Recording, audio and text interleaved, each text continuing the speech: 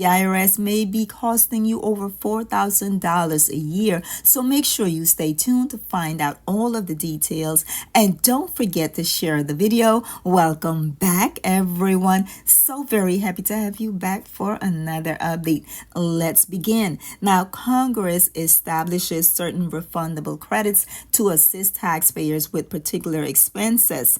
And in an attempt to prevent improper claims of these particular credits, Congress authorized the IRS to ban certain taxpayers from claiming certain refundable credits for 2 years if it is determined that the taxpayer claimed the credit due to reckless or intentional disregard for the rules and regulations in claiming these credits. In a Taxpayer Advocate Service research study on these bans, they found on an average taxpayers are losing about $4,100 each year because of the ban. Now, this is a significant dollar amount for many taxpayers, especially low-income taxpayers claiming the Earned Income Tax Credit.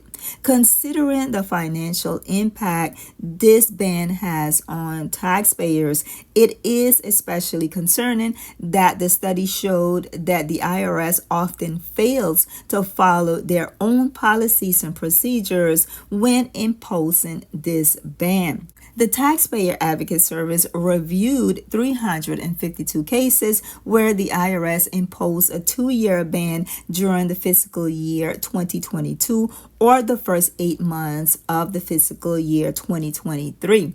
In 76% of these cases, the IRS failed to secure required managerial approval for these bans. In 81% of these cases, the IRS did not adequately explain to the taxpayer why they imposed the ban as required. In 30% of the cases, the IRS did not previously disallow the same credit for the same reason. At least 50% of the prior audits took place more than 3 years from when the IRS imposed the 2-year ban. A number of the taxpayers on whom the IRS imposed the 2-year ban had their tax returns completed by a paid preparer. Specifically, 169 taxpayers out of 352 cases use a paid preparer. However, only 15 of the 169 preparers had a professional designation, including one who was a state-regulated return preparer and another who was a volunteer income tax assistance preparer. And taxpayers' failure to respond to the IRS audits may resulted in the 2-year ban being asserted automatically.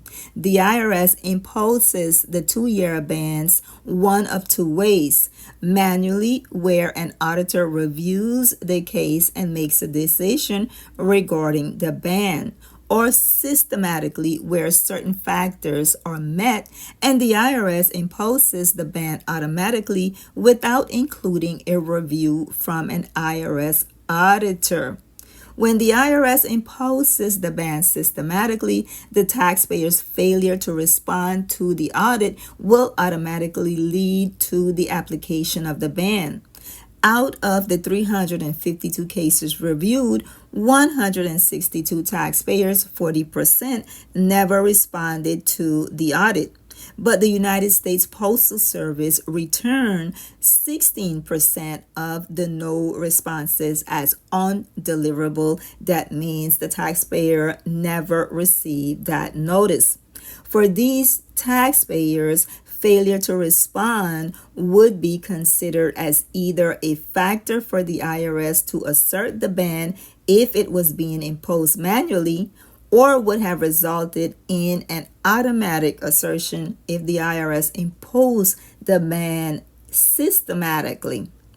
For these taxpayers, failure to respond would be considered as either a factor for the IRS to assert the ban if it was being imposed manually, or would have resulted in an automatic assertion if the IRS imposed the ban systematically.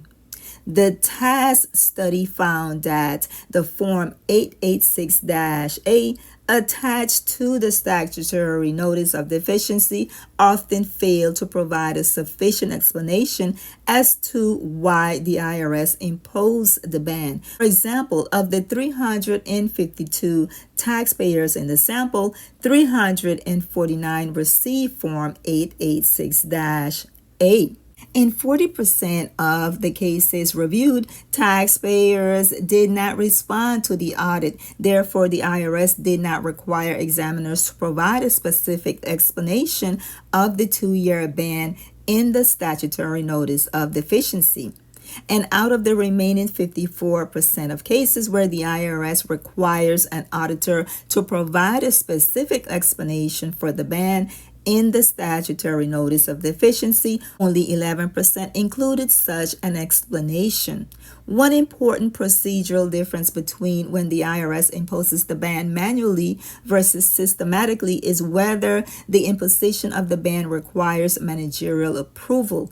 If the IRS imposes the ban systematically, the IRS does not require managerial approval. But if the IRS imposes the ban manually, the IRS requires managerial approval. However, the task review found that examiners rarely obtain such managerial approval. The IRS imposed the 2-year ban systematically in 123 out of 352 cases, or 35% of the time. In the remaining 229 cases, IRS policy requires the examiner to obtain managerial approval, but examiners did not obtain managerial approval in 174 of these cases, or 75% of these cases. Therefore, most 2-year bans imposed by the IRS or receiving no managerial review, either because the IRS procedures do not require such review or the IRS is not observing its own guidance. Now, when the IRS addresses improper credits by imposing a 2-year ban on taxpayers, it must ensure it is following its own policies and procedures. Failure to do so may result in unjust application of this 2-year ban that is costing taxpayers $4,100 a year, possibly placing a financial hardship on the taxpayer.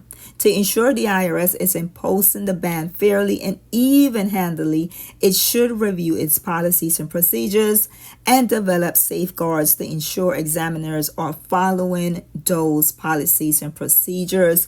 This is disheartening. Make sure you are reviewing your taxes. Make sure you are reviewing any notices that you receive from the IRS. Make sure you're disputing any unfair adjustments or decisions by the IRS that's causing you to not receive your full tax refund. Make sure to share this video, comment if you had any experience with this ban, and don't forget to like, comment, share, subscribe, and hit that notification bell to come back for more 2024 tax refund updates and breaking news. Bye-bye.